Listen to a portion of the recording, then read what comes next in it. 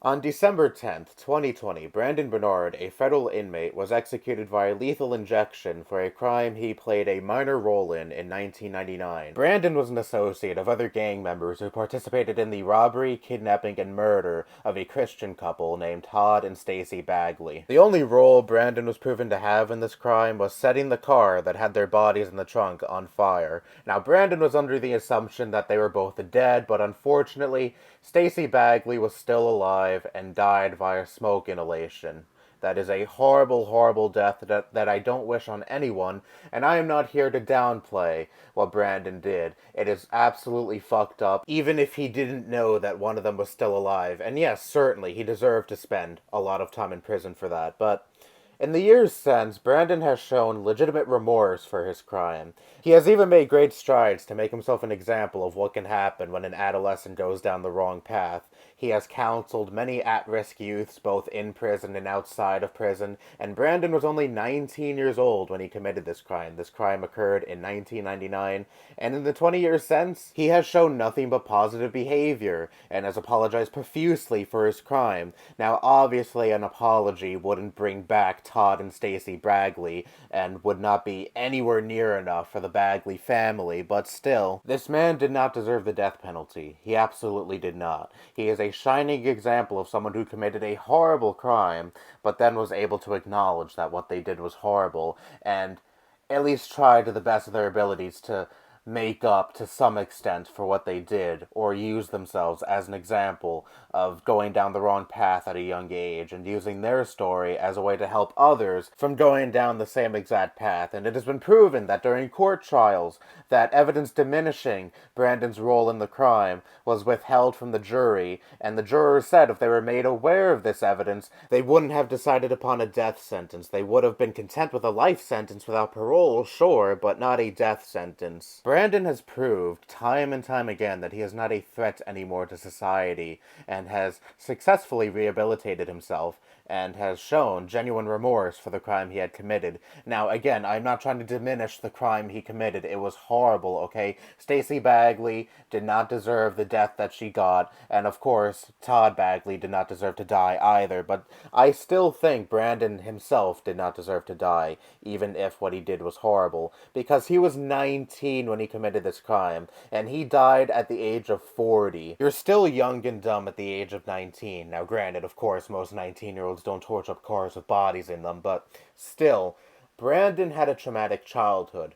Brandon had an abusive father that would regularly abuse him and his mother, and he grew up in poverty, leading him with not many options aside from associating with the said gang members that were responsible, more responsible than him for this crime.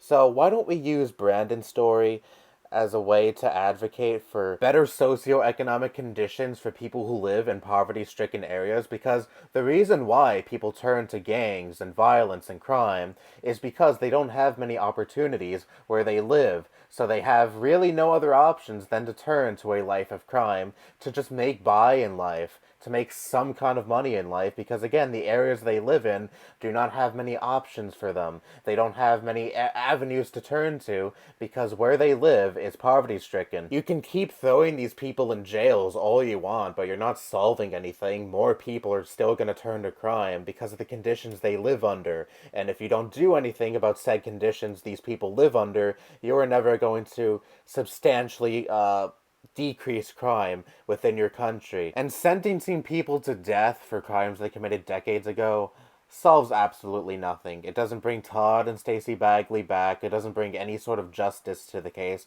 aside from the murderer being dead. But again, what exactly does that bring, really? Some sense of closure, I guess, but not anything really substantial, really.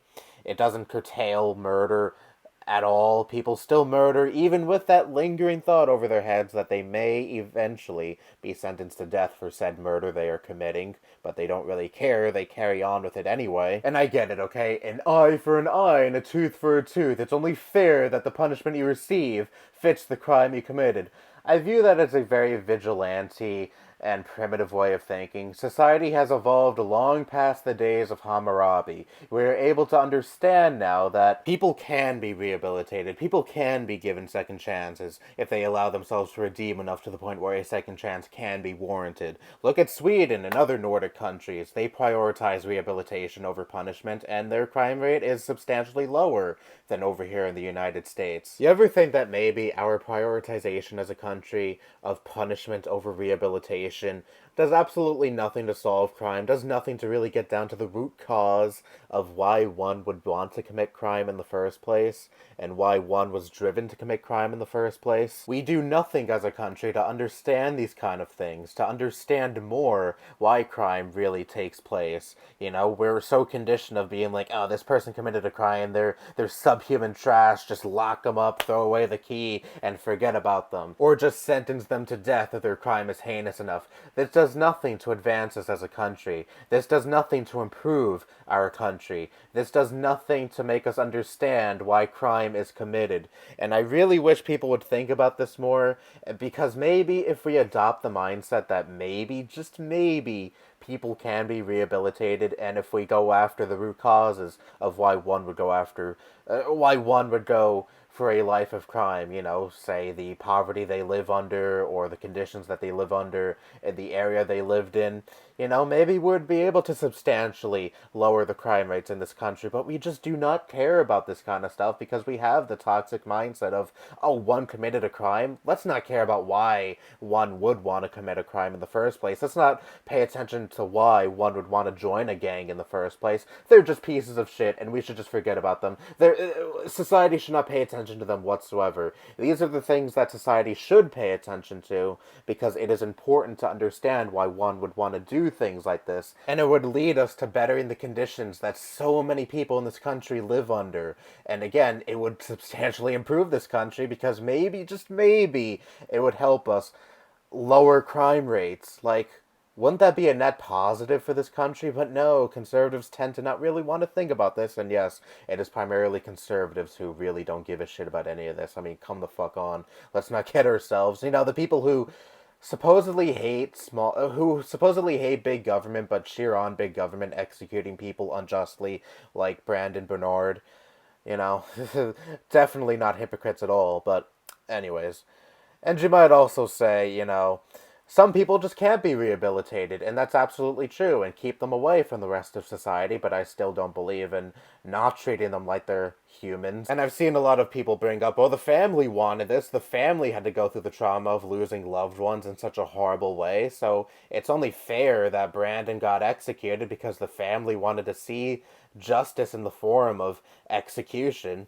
Well, yeah, sure, it's only the rational response to want to see someone dead after their involvement in the heinous murder of your loved ones, but you have to look at this rationally. And I'm not talking about the family, I'm talking about everyone else. Vigilante justice does not solve anything, like, at all. It doesn't bring justice to anything. It doesn't bring the dead loved ones back. It doesn't really do anything in the end, aside from just ensuring that there's one less murderer who was already in custody and thus not a threat to anyone anymore, in a world that inhabits so many more dangerous people out there who are still out and about, and does nothing to address the issues that lead people to doing heinous things like this, or addressing mental health issues that would drive people to commit crimes like this. Because this country is surely not one that cares about mental health whatsoever. But anyways, with all that said, I'm fully expecting like 5 likes and 90 dislikes on this video. Kind of like my cop video. I know this one's not going to go over well with a lot of people, but you know what, it's really nothing I'm not used to at this point, and guess what? I can just choose not to care like I've been doing and plan to do with this video, so yay. Anyways, rest in peace Brandon Bernard, Black Lives Matter, that's all I have to say, bye-bye.